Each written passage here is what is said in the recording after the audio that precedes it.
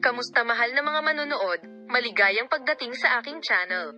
Ngayon ay ibabahagi ko sa inyo ang bagong balita mula kina Engin Akyurek at Tugba Buyak Ustan. Nagpadala si Tuba Buyak Ustan ng malinaw na mensahe kay Engin Akyurek. Ako ay humihingi ng paumanhin. Oo, mahal na mga tagasunod, ang sikat na Turkish actress na si Tuba Buyak Ustan ay isang pangalan na nasa agenda kamakailan. This time mukhang matagal na pag-uusapan ang balita.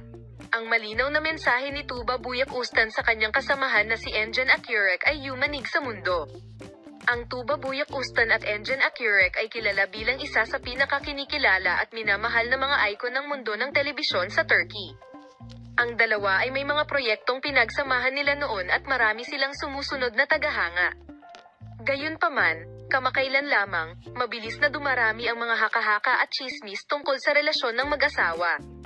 Ang malinaw na mensaheng ito na ipinadala ni Tuba Buyak Ustan kay Engin Akyurek ay nagtapos sa lahat ng mga chismis na ito.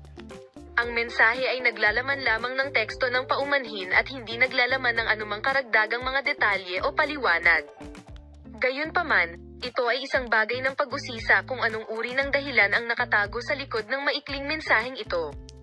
Ang balita ay gumawa ng malaking epekto sa mga social network at sa mundo ng magazine. Ang mahiwagang mensaheng ito mula kay Tuba Buyak Ustan ay nagdulot ng mga bagong tanong na lumitaw tungkol sa relasyon ng mag-asawa. Maraming tagahanga ang nagsisikap na alamin kung ano ang misteryo o kahulugan na nakatago sa likod ng mensaheng ito. Gayunpaman, ang mga tagahanga ni Tugba Buyak Ustan at Engin Akyurek ay wala pang opisyal na pahayag tungkol sa paksa. Sa makatuwid, wala kaming tiyak na impormasyon tungkol sa relasyon ng dalawa. Tila ang mensaheng ito ng paumanhin na ipinadala ni Tuba Buyak Ustan kay Engin Akyurek ay nasa agenda ng mundo ng magazine sa mahabang panahon. Malalaman ba natin ang tunay na may-ari ng mensaheng ito sa loob ng ilang araw? O ang mahiwagang mensaheng ito ay mag-iiwan ng mas maraming tandang pananong at ating malalaman?